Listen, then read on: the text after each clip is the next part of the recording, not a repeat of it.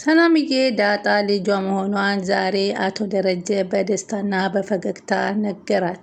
በጣም ተደስታለች። ማመን ነው ያቃታቸው። በጣም ደስ የሚል ነገር ነበረ እየደረሰው። እንግዲህ የዛሬው በጣም ደስ የሚያሰኝ ቀን ነው። ዛሬ ግን በጣም የጥያቄው መልስ በጣም ነበረ ያስደነገጠው። እንግዲህ ናታል እንግዲህ አብርጌድ አቶ ደረጀ ትሆናለች ብሎ በፍጹም አስቦም አልሞም አያውቅም ነበር። እና እንግዲህ ስለ ቤተሰቦቿ ሰሞኑን እንዴት እንደነበረ እናትና አባትሽ ማን ይባላሉ እነማን ናቸው ሲላት ቀጠሮ ሰጥተው በቀጠሮ መሰረት እንግዲህ ለብቻቸው ጭር ካለ ግቢ ላይ ተቀምጠው እውነታውን ለዛሬ እንደምትነግረው ስትነግረው ደስተኛ ሆነና ለማዳመጥ ተዘጋጀ። እና እንግዲህ እናቴን እንኳ ስለ እናቴ አልነግርህም በማለት ለትንሽ ሰዓት ትክዝ ካለች በኋላ ስለ አባቴ ግን እውነታውን እነግርሃለሁ፣ ግን ቃል ግባልኝ ለማንም ላትናገር ብላ ትለዋለች። እሱም ባይሆን ለሰላም እናገራለሁ ሲል በፍጹም ለሰላምም ቢሆን እንዲነገር አልፈልግም፣ ይህ በአንተና በእኔ መካከል የሚቀመጥ ሚስጥር ነው አለችው። እሱም እሺ አልና ማን ነው አባቴ ሲላት ደረጀ ስላ ስትለው በጣም ነበረ ደንግጦ ያያት ማለት ነው። ምክንያቱም እንግዲህ አብርጌድ የአቶ ደረጀ ልጅ ስለሆነች አቶ ደረጀ ልጅን አላገባም ብዬ እንዴት ነው ዳጣ የደረጀ ልጅ መልሼ የማገባው የሚል ይመስላል። ግን ይሄ ነገር ዛሬ በዚህ ዘመን የቀረ ነገር ነው። ምክንያቱም ራሳቸው አቶ ደረጀ እንኳን ሰው የወደደውን ነው የሚያገባው የሚለውን ነገር ይከተሉታል። እሱ ግን ለምን እንደዚህ እንዳሰበ ባላስብም እኔ እንግዲህ እሱ የደነገጠው መደንገጥ ይህን ነገር ነበረ። አቶ ደረጀ ልጅ ሆኖ እኔ በአቶ ደረጀ ቤት አድጌ የሚለውን ሳይሆን አብርጌድን እምቢ ብዬ እሷን እንዴት ነው አሁን እሺ ምለው በቤተሰቡ መሀል ችግር ሊፈጥርብኝ ነው ብሎ ይህንን ሲናገር በጣም ነበረ ያዘነችው። ቃለ መሐላው ደግሞ የገባላት በእርግጥ ሊከለከሉ ሊጋቡ መከልከል ያለባቸው ወንድምና እህት ሆነው ቢገኙ ነበር እንጂ የአቶ ደረጀ ልጅ ስለሆነች ትዳሩን ይፈርሳል የሚል ነገር መኖር የለበትም ነው የምንለው። አሰብ አድርገህ ቆም ብለህ አስበህ እንግዲህ ናታል ልቧን አትስበረው። እነሱም ቢሆኑ የሚረዱ ናቸው። አቶ ማርታና አቶ ደረጀና ወይዘሮ ማርታ እንዲሁም አሁን አብርጌድ ትምህርቴን ስጨርስ አሁን ልመረቅ ነው በዚህ ዓመት እና ለግራጁዌሽን ቀን ምን አስባችሁልኛል እያለች ወይዘሮ ማርታን ስትጠይቅ ነበር። ወይዘሮ ማርታ ደግሞ ምን እናዘጋጅልሻለን አባትሽ ይሰብበት እንጂ እሱ በደንብ እንደሚያደርግልሽ የታወቀ ነው አሉ። በዝግጅት መልክ መስሏቸው ነበር። እሷ ግን ዝግጅቱን ሳይሆን የፈለገችው ከናታል ጋር ቀለበት ማድረግ እንደሆነ ፕሮግራሟ ስትነግራቸው በጣም ነበር ወይዘሮ ማርታ የደነገጡት። እንዴ ሳይፈልግሽ ነው እንዴ? ሲፈልግሽ ነው እንጂ ጭራሽ ደግሞ ሳይፈልግሽ ነው። አረ ይፈልገኛል፣ ነግሮኛል። እውነት እወድሻለሁ ብሎ እሱ ነግሮሻል ብላ እናስትላት አብርጌድ ድርቅ ብላ አዎ ብሎኛል ብላ ዋሸች። ከዛም ወይዘሮ ማርታ ይህን ይዘው ወለ አቶ ደረጀ ሲጠይቁት ቅድሚያ በፍርሃቻ ሲሳይ እንዴት ነው የዳጣ አባት ታገናኛላችሁ ሆይ ብሎ ሲለው አዎ ቆየት አለ ተገናኝተናል ግን ብቻ ሲላት አይ በቃ ደህና ነው ምናምን አንዱ መምጣት አይመጣም ሲል አይ ሰሞኑን እመጣለሁ ብሏል። ማለት ይቅርታ የናታል አባት እንዴት ነው ደህና ነው ወይ ሲል ወይዘሮ ማርታ ይጠይቃሉ። አይ ሰሞኑን ተገናኝተናል አዎ ግን እመጣለሁ ብሏል ካላት በኋላ እንደው ምን ይመስልሃል መቼም አሁን ይኸው እንግዲህ እሷ አብርጌድ ላግባው እያለች ነው፣ ቀለበት ሊያደርግልኝ ነው ፈቃደኛ ሆኗልና እያለች ነው ስትል እንዴ ለዚህ ነው እንዴ ጠየቅሽኝ? በወጉ በማረጉ እሱ ጠይቆ ነው እንጂ ደግሞ ጭራሽ እኛንን እንዴ ሴቶቹ ጠይቀን የምናጋባው ልጆቻችን ምን ነካሽ ማርታ ሲላት እኔም እኮ ይሄን ብያት ነበር፣ ሆኖም ግን እሷ እወድሻለሁ አገባሻለሁ ብሎኛል አለች። እኔ ግን አይመስለኝም ማርታ አይመስለኝም አላት ማለት ነው። እርግጠኛ ነሽ ግን ኤቢቢላ ስትጠይቃት አዎ ቀለበት ማድረግና ድልስ ባለ ሰርግ ማግባት እፈልጋለሁ አለቻትና እናትም በሳቅ ነበረ ያሳለፈችው። ናታል ግን አዎ ብሎሻል አዎ ተዘጋጁ አለቻት። ወይ ጉድ አለችና ገርሟት ነበር። እንደው ሱሪ ባንገት አውጦ የምትሆኝ ልጅ ምን አይነት ዝም ብሎ ቀለበት ይደረጋል እንዴ? መጀመሪያ ነገር ናታ ሲወዲ ሲጠይቅሽ ነው እኮ አለቻት። ደግሞ ወድሻለሁ ካለሽ ቀለበት እናድርግ የሚለውን ጥያቄ የሚያቀርበው እሱ ነው። አንቺ እኮ አይደለሽም እንዴ? አንቺ ስለፈለግሽ ብቻ እኮ ትዳር አይመሰረትም። እማዬ አባቱ ጋር ከኛ ጋር መዛመድ ይፈልግ የለ እሱ ልክ ነሽ ይፈልጋል። ግን እና ታዲያ አለች አሁን አግባ ቢለው እኮ አባቱን ስለሚወድና ስለሚፈራ ያግባ። ስለዚህ አባቴ ይጠይቀዋል። ኧረ እባክሽ በተከበርንበት ሀገር ልታዋርጅን ነው እንዴ? በማለት ወይዘሮ ማርታ ተናገሩ። በቀጣይ ሰላም እንግዲህ ዛሬ መጨረሻ አቶ ደረጀ የልጇን የት እንዳለች እንዲነግራት ኪችን ጠርታ አፋጠዋለች። ሰላም ወደ ቻናል የተከታተሉ ሰላማችሁ በያላችሁበት ይብዛልኝ። ለቻናል አዲስ የሆናችሁ ሰብስክራይብ፣ ላይክ፣ ሼር እያደረጋችሁ አበረታቱ። እንግዲህ ወይዘሮ ማርታ እኛ ባንቺ ወግ ማረጉን ልንጀምር ነው ወይ? የሴት ወገን ሂደን ልንጠይቅ ነው ወይ? እንግዲያስ ይሄን ናታልን የማታጋቡኝ ከሆነ ራሴን አጠፋለሁ። ኧረ የሚያጠፋ ያጥፋሽ። የቀለድኩ አይደለም ከምሬ ነው። ከአባቴ ጋር በቁም ነገር አውሩትበት። እሱን ካላገባሁ እኔ ሞታለሁ ብላ ስትሄድ የእናት ነገር አንጀታቸው ተንሰፈሰፈ። አንቺ ነይ ምንድን ነው እያሉ ቢጣሩም ጣል አድርጋቸው ስትሄድ እንዴ ምን እየተካሄደ ነው ያለው? እንዴት ነው ይህን ነገር የምናደርግ? ኧረ ሳፈረችኝ ይችል እያሉ እሳቸውን በጣም አዘኑ። ምን አይነት ነው ሁለው ይሄን ይዘው እንግዲህ ለአቶ ደረጀም ቢነግሩት አቶ ደረጀም ብርቅ አልሆነም። አሁን እንግዲህ ናታል ምሽት ላይ እንቅልፍ እምቢ ብሎት እንግዲህ ናታል ዳጣዬ ፊልም እያየች ነበርና መጣ። ምን ሆነሽ መጣሽ ሲላት በቃ ናፈቅሽኝ። ምን ሆነሽ ነው? ኧረ እባክህ አባባና ማማ አሉ እኮ ግቢ ቢላት እሺ መቼ ነው የምንጋባው አላትና ጠይቅ አረጋት።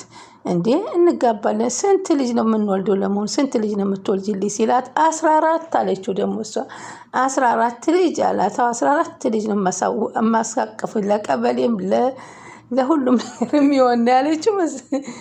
ሂድልኝ ወደ ክፍልህ እባክህ። ስንት እንዲወለድልህ ትፈልጋለህ? 4 ቢሆን ደስ ይለኛል። አይ 14 ነው የሚሆኑት አለችው። 14 ልጅ እወልዳለሁ፣ የራሴን እድር መሰረታለሁ፣ ልጆች ደግሞ ይዤ ቀበሌ መሰረታለሁ፣ ደግሞ የልጅ ልጆችን ብሔር መሰረታለሁ።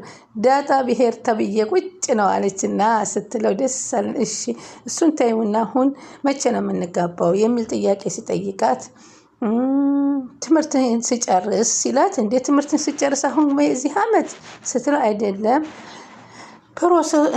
ዩኒቨርሲቲ ስጨርስ ሲላት ችግር የለውም አለ። እና እንግዲህ ዳጣን ደግሞ አቶ ደረጀ የቃቃ ጨዋታ አይደለም እኮ ለምን አልተቆጣሻትም? የልብ እየሰጠሻት ነው አንቺ እንደዚህ የምታረጊያት ልጅቷን በማለት ነበረ አቶ እሳቸውን በቁጣ የተቆጡት። ሆኖም ግን እንደማይሆን ሲነገር ነበር። ግን አሁን ምስምስ እሷ ደግሞ ሰላምዬ ደግሞ ምን ብላለች መሰላችሁ? ዳጣዬ እናትሽን አታውቂያትም እንዴ ሲላት እንኳን በህልሜ በምን የማስቤ የማላውቃት አንተ እናትህን ተወዳታለህ? አዎ እናቴን እኮ በጣም ነው የምወዳት አላት። እናት መኖርሽን የምታውቂው መቼ መሰለሽ? መስራት ያቃተሽ ቀን፣ ችግር ውስጥ የገባሽ ቀን፣ ስራ ያጣሽ ቀን፣ የታመምሽ ዕለት፣ የተጨነቅሽለት እንዲሁም ደግሞ ሁሉም ሰው ሲርቅሽ እሷ ብቻ ናት እናት ብቻ ናት ለአንድ ሰከንድ ብቻ ማትርቅሽ እያለ ሲላት እንግዲህ እኔም ለምወልዳቸው ልጆች ለልጆቼ ጥሩ እናት ሆናለሁ በማለት እንዲሁም ለልጄ እንደዚህ እናት ነው መሆናት በማለት አስባ እየነገረችው ነበር። ከምሬን ነው ዳጣ። ዛሬ ግን በፍጹም አለቅሽም። ስለ እናትሽ፣ ስለ አስተዳደጊ፣ ስለ ሀገሪ፣ ስለ ቤተሰቦች ትነግሪኛለሽ። አንተ ግን እንደዚህ ለምንድን ነው የምትጨቀጭቀኝ? ለምንድን ነው ሁልጊዜ የወደፊት ሚስቴ አይደለም ሽም እንዴ? ስለ አንቺ በደንብ ቀድሜ ማወቅ አለብኝ እኮ አላት። ሁሉንም ነገር ዛሬ ስለ ታሪክ በሙሉ እነግርሃለሁ አለችው። እኮ ንገሪኛ ሲላት አይ ናታል አሁን እዚህም አልነግርህም የኔ ህይወት ታሪክ በጣም ረዥም ነው። በጣም ፌንት ነቅለህ ደግሞ ትዬና ደረጀ መጥተው ደግሞ ሌላ ታሪክ ታመጣብኛለህ።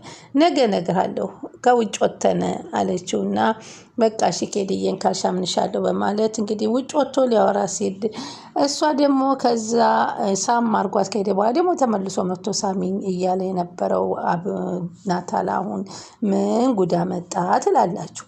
እንግዲህ አብርጌት ደግሞ ከታች ጀምራ ሊሄድ ሲል ሊወጣ የት ልትሄድ ነው? አንተና ዳጣ ተከታትላችሁ ነው ወይ የምትወጡት ስትለው እኔ እሷ ሌላ ቦታ ሊሆን ይችላል የምትወጣው፣ እኔ ግን እኮ አሁን የምርቃኔ ጊዜ ደርሷል፣ እንኳን ደረሰ፣ የዛን ቀን አንተ ቀለበት ታስርልኛለህ። አረ እኔ በፍጹም አንቺ ምንም ቢሆን አላገባሽም ሲላት ወደህ ነው በግዴታ ታገባኛለህ በማለት በእልክ ነበረ የተናገረችው። ከዛ እንግዲህ ሰላም ደግሞ አሁን አቶ ደረጀ ጋር ተፋጣ። ከኪችን እንግዲህ ስልክ ደውላላቸው ስለነበረ እሳቸው ምን ፈልገሽ ነው በማለት ወደ ኪችን ይመጡላታል። ኪችን ሲመጡ እስከ መቼ ነው በቃ መውለጃ እኮ ደረሰ ንገረኝ እንጂ እያለች ነበር። ጋለዛ ደግሞ ለወይዘሮ ማርታ መናገር አይቀርም እያለች ስትላቸው እባክሽ እስከዛሬ የታገሹን ያክል መታገስ አቃተሽ ወይ? እሺ አንድ ሳምንት ጠብቂኝ ፊሯት። አንድ ሳምንት እስግድል መውለጃ እየደረሰ ስለሆነ ሆስፒታል ከመግባቴ በፊት ስለ ልጄ ሁሉንም ነገር ማወቅ እፈልጋለሁ። እሺ ቃል እገባልሻለሁ አሏት ደረጀ። በአንድ ሳምንት ውስጥ ከመውለድሽ በፊት እኔ እነግርሻለሁ። አንድ ሳምንት ብቻ ጠብቂኝ አሉና ስለተረዳሽኝ አመሰግናለሁ። ምክንያቱም ማርታ ምን እንደምትሆን ታውቂያለሽ። ለማርታ ለምን አታስቢላትም? እኔ እኮ አስብላታለሁ። አንተስ ብትሆን እንደ እናትነቴ አታስብልኝም ወይ ነበር ያለችው። እኮ እንዴት አደረክ እኮ ስልህ ሁልጊዜ እኮ ወሰንክ ስልህ አልወሰንኩም ነው የምትለኝ። ታዲያ ይህን ነገር እኔንስ ቢሆን እንደ እናትና እንደ ልጅ አታይም? ለእኔም እኮ እንግዲህ ወስኛለሁ እነግራታለሁ። በጭራሽ አታደርጊውም ሰላምዬ፣ እያስፈራራሽ ነው እንጂ ማርታ ለአንቺ ብዙ ነገር እንዳደረገልሽ ስለምትቂ አንቺ እኮ ትጨነቂያለሽ ለዚህ ቤት እና አትናገሪም አላት። ጋሼ አለችው የልጅን ነገር ለአንተ አልነግርህም። አንተ የልጆችህን አሁን በፊትህ እንኳ ይዛሃቸው ስለ ልጆች እንዴት ነው የምኮነው? እኔስ ቢሆን አለች።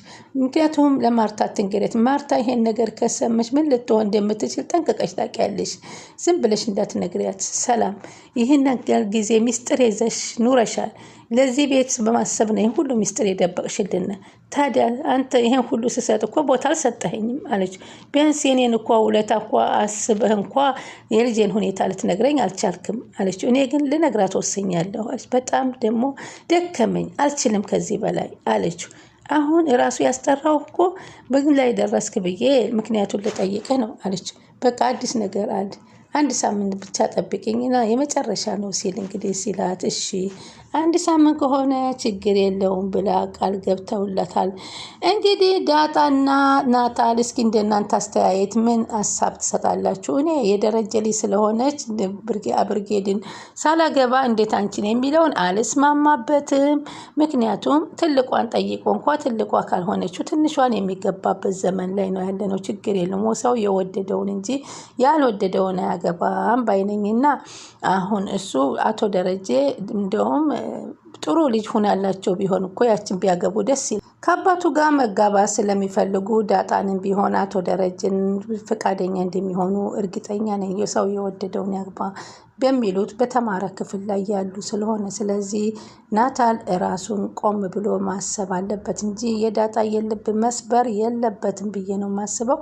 እናንተስ ምን ሀሳብና አስተያየት አላችሁ? ቀጣይ እስከምንገናኝ ቻናሉን ላይክ ሼር እያደረጋችሁ ይጠብቁን እንላለን።